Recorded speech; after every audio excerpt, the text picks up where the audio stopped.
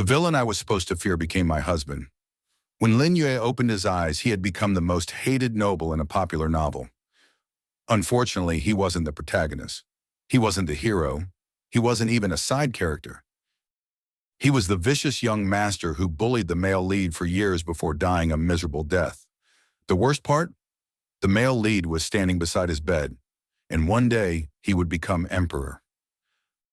Lin Yue's first thought was simple: I'm doomed. The original owner had spent years tormenting a servant named Chu Yan. No one knew Chu Yan's true identity. Not yet. But Lin Yue did. Because he had read the novel.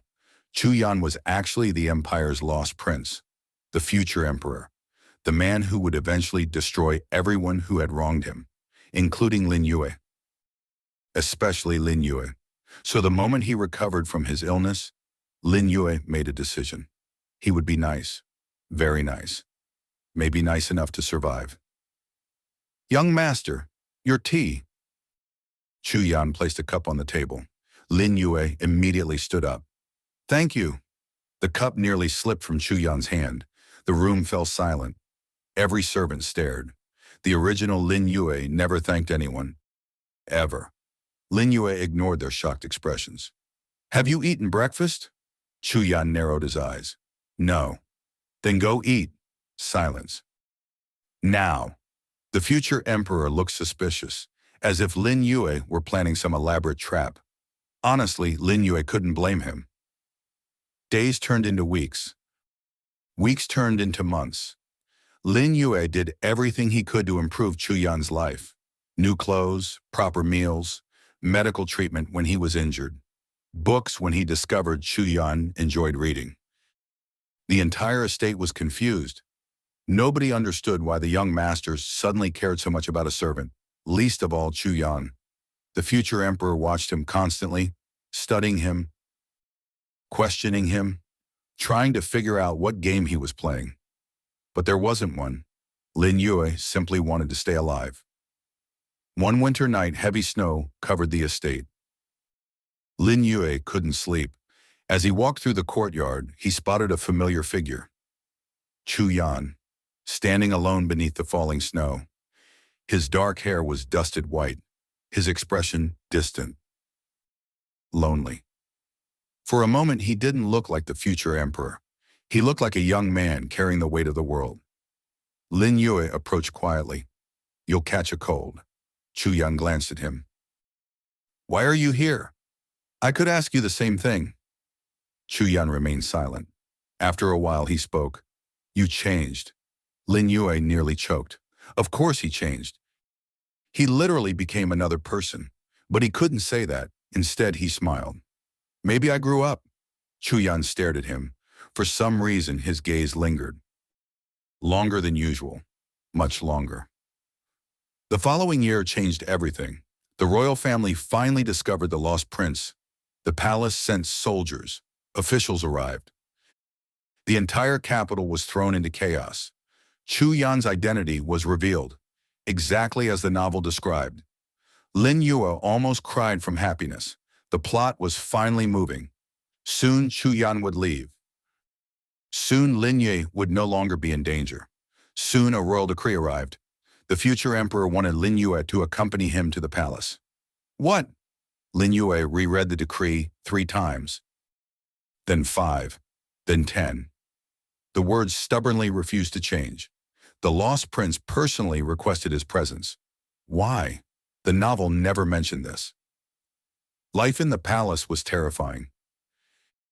Everyone feared Chu Yan. Everyone respected him.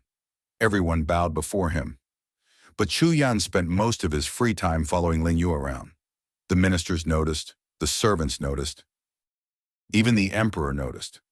Only Lin Yue remained oblivious, until one night. The palace held a grand banquet. Nobles filled the hall. Music echoed through the air. Many young masters and noble ladies tried approaching the handsome prince. Every attempt failed, because Chu Yan ignored all of them. His attention remained fixed on one person, Lin Yue. Halfway through the banquet, a noblewoman shyly confessed her feelings to Lin Yue. Before he could respond, a wine cup shattered. The entire hall fell silent. Everyone turned toward Chu Yan. The prince's smile looked gentle. His eyes did not. The woman fled immediately. Lin Yue suddenly felt nervous. Later that night, Chu Yan cornered him in a quiet garden. Moonlight spilled across the stone path. The atmosphere felt strangely dangerous. Lin Yue took a cautious step back. "Your Highness?" Chu Yan moved closer. Another step, then another, until escape became impossible. For the first time, Lin Yue noticed how tall he had become, how broad his shoulders were, how intense his gaze felt. "Lin Yue, yes? You truly don't understand?" "Understand what?" A long silence followed. Then Chu Yan laughed softly. It wasn't amused, it sounded defeated. Years of patience seemed to disappear from his eyes. When he looked at Lin Yue again, his feelings were impossible to hide. "I've loved you for a very long time." Lin Yue froze. His brain stopped working. Because in the original novel, the future emperor was supposed to hate him. Instead, somewhere along the way, the villain who was destined to die had become the one person the future emperor refused to let go. Lin Yue stood frozen beneath the moonlight. His mind had completely stopped working. There had to be a mistake, a misunderstanding, a joke, anything but this. The future emperor was supposed to kill him, not confess to him, not look at him with such obvious affection, not trap him between a stone wall and his own racing heartbeat. "Your Highness," Chu Yan sighed, "you still don't believe me." Lin Yue didn't know what to say. The prince who once followed him around as a servant was now one of the most powerful men in the empire. Meanwhile, he was still trying to process the fact that his death flag had somehow transformed into a marriage flag. "I need time." For a moment, disappointment flickered across Chu Yan's face. Then he nodded. "Take all the time you need." Only after the prince left did Lin Yue realize his legs had gone weak. The next morning, the entire palace felt strange. Servants smiled at him. Officials greeted him politely. Even the guards seemed unusually respectful. At first, Lin Yue didn't understand. Then he overheard two maids whispering. "His Highness spent 3 hours staring at Lord Lin's residence last night. I heard he rejected another marriage proposal this morning." "Again? Again?" Lin Yue nearly walked into a pillar. News traveled frighteningly fast in the palace. Over the next few weeks, Chu Yan didn't pressure him. If anything, he became even gentler, which somehow made everything worse. Whenever Lin Yue mentioned a favorite dish, it appeared at dinner. Whenever he admired something in passing, it arrived at his residence the next day. One rainy afternoon, Lin Yue complained about being bored. By evening, an entire library had been moved into his courtyard. Lin Yue stared at the mountain of books. The servants looked equally stunned. "His Highness ordered this personally." "Of course he did. Who else would build a private library overnight?" The more Lin Yue paid attention, the more he noticed things he had ignored before. How Chu Yan always remembered his preferences. How he unconsciously moved to shield him from crowds. How his gaze softened whenever he thought nobody was looking. It wasn't recent. It had been happening for years. Lin Yue simply hadn't noticed. Or perhaps he had refused to notice. Because accepting it meant accepting something impossible. Someone had fallen in love with him. Not the original owner. Not the villain. Him, Lin Yue. A month later, disaster arrived. An assassination attempt shook the palace. Several disguised assassins infiltrated the imperial gardens during a banquet. Chaos erupted instantly. Nobles screamed. Guards rushed forward. Lin Yue had barely stood when someone grabbed him from behind. A blade flashed. Everything happened too quickly. Then another figure appeared. Chu Yan. The prince moved without hesitation. Steel clashed. Blood splattered across the ground. The assassin fell, but not before leaving a deep wound across Chu Yan's arm. The entire garden went silent. Lin Yue's face turned pale. "You're injured." "It's nothing." Nothing. Blood was literally dripping onto the floor. For the first time since arriving in this world, Lin Yue felt genuine fear. Not for himself, for Chu Yan, and that realization terrified him more than the assassin had. The wound wasn't fatal, but Chu Yan developed a fever that night. The imperial physicians came and went. Servants rushed around in panic. Lin Yue remained by his bedside. Hours passed, then midnight, then dawn. The fever finally began to break. Only then did Lin Yue relax. As he stood to leave, a hand suddenly caught his wrist. He looked down. Chu Yan was awake. His face was pale, but his grip remained firm. For several moments, neither spoke. Then Chu Yan asked quietly, "If I had died yesterday?" Lin Yue's expression darkened. "Don't say that." A faint smile appeared on Chu Yan's lips. "Would you have been sad?"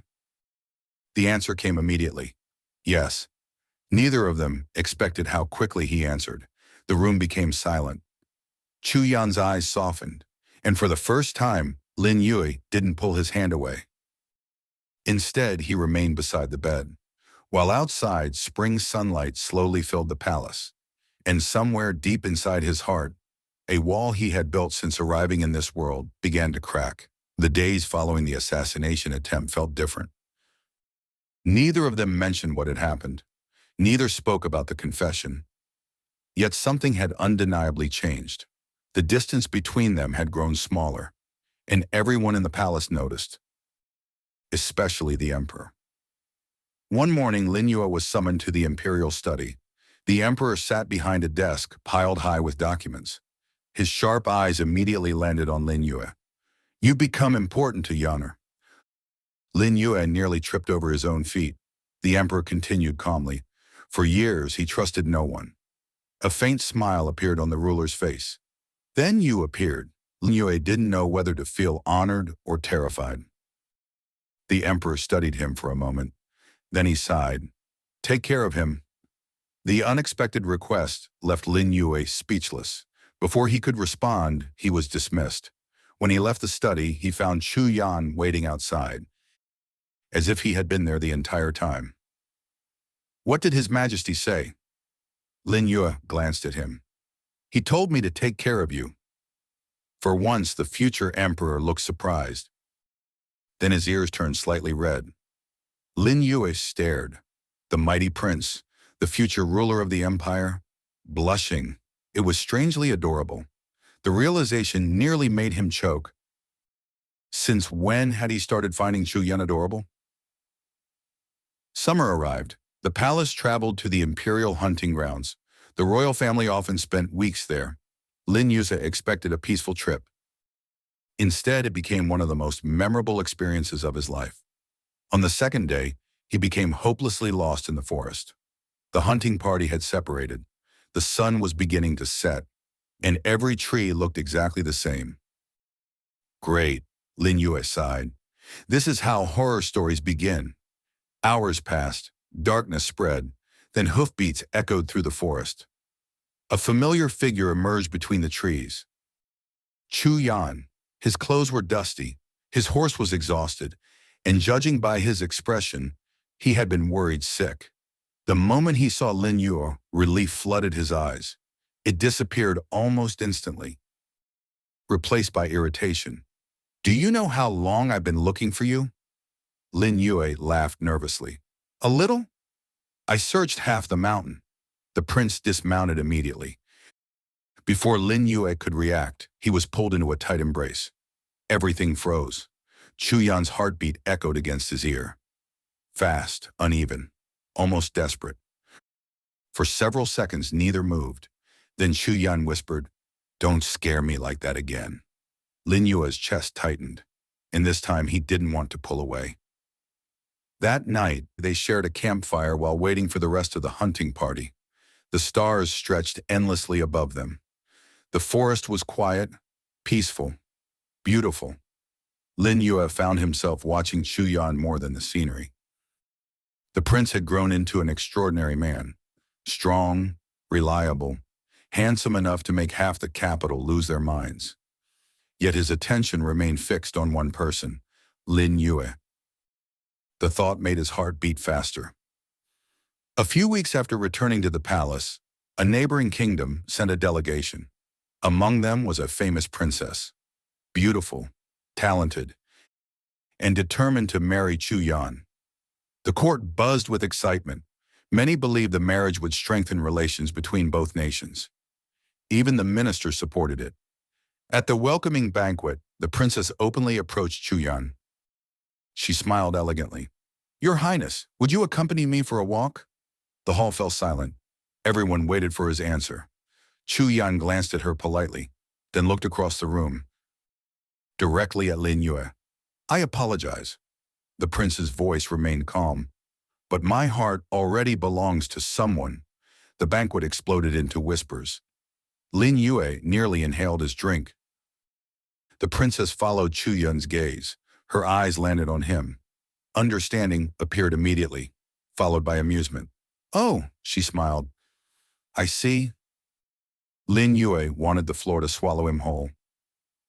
That evening, after the banquet ended, Chu Yan found him alone in the garden. Moonlight illuminated the flowers around them. For a moment, neither spoke. Then Lin Yue broke the silence. "You rejected a princess." "I did. You embarrassed half the court." "I did," Lin Yue sighed. "And now everyone thinks we're together." A smile appeared on Chu Yan's face. The prince stepped closer. "Are we not?" Lin Yue's heart nearly stopped. The answer sat on the tip of his tongue, but before he could speak, Chu Yan gently reached for his hand. Their fingers intertwined naturally, as if they had always belonged together. Neither let go, and for the first time Lin Yue stopped running from his feelings, because deep down he already knew the truth. Somewhere between survival and friendship, he had fallen in love with Chu Yan too. The next morning, news spread through the palace faster than wildfire. By breakfast, everyone knew. The prince and Lord Lin had finally stopped pretending. The servants were delighted, the ministers were horrified, and the emperor looked suspiciously pleased. Lin Yue wished he could disappear. Unfortunately, Chu Yan seemed determined to make things worse. Whenever court ended, the prince immediately sought him out. Whenever banquets were held, Chu Yan sat beside him. Whenever anyone questioned their relationship, the prince answered without hesitation, "Yes, I intend to marry him." After the 10th time, nobody dared ask again. Not everyone accepted it. Several powerful nobles opposed the relationship. They argued endlessly in court. A future emperor should marry for politics, for alliances, for heirs, not for love. The pressure increased with every passing day. Yet Chu Yan never wavered. One afternoon, after another exhausting court session, Lin Yue found him standing alone on a palace balcony. The sunset painted the sky gold. "You can still change your mind," Lin Yue said quietly. Chu Yan turned toward him. "There is nothing to change. You could have anyone." The prince smiled. "I already found the person I want." Lin Yue's heart softened. Even now, after everything, Chu Yan looked at him as though he were the most precious thing in the world.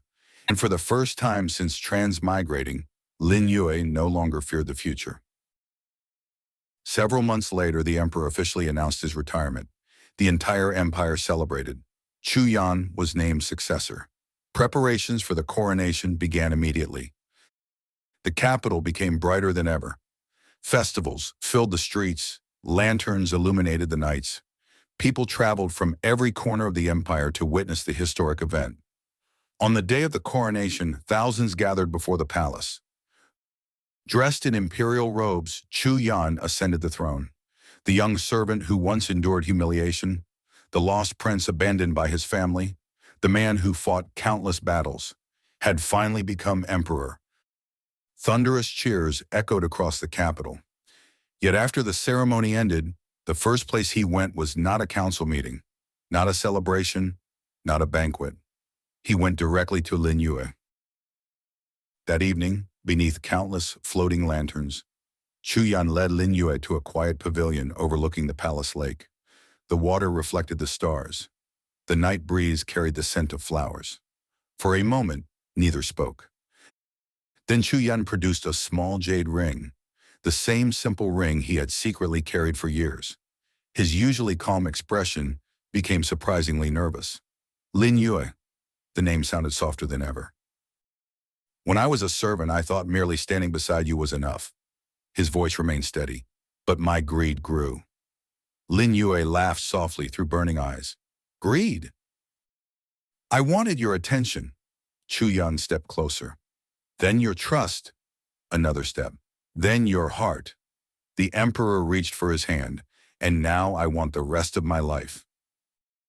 Tears threatened to form in Lin Yue's eyes, not from sadness, but because he remembered the novel, the original ending, the hatred, the revenge, the tragedy. Everything had changed, all because he had chosen kindness. I accept. The answer came without hesitation, and for the first time in years, Chu Yan looked completely at peace. Their wedding became one of the most celebrated events in imperial history. The capital rejoiced for days. Lanterns filled the streets, music echoed through the city. Even many former opponents eventually offered their blessings. Years later, people still spoke about the emperor and his beloved husband, about how the ruler known for his wisdom and strength became surprisingly gentle whenever one particular person was involved, about how Lord Lin could calm the emperor with a single smile, about how they remained inseparable throughout their lives. As for Lin Yue, he sometimes thought about the novel he once read, the story where he was supposed to die, the story where Chu Yan was supposed to hate him. Whenever those memories surfaced, he would glance toward the man beside him, the emperor who had once been a lonely servant, the man who now held his hand every night before sleep. And Lin Yue would smile, because fate had given him a second life. Not to become a hero, not to gain power, but to find the person who would love him until the end of time.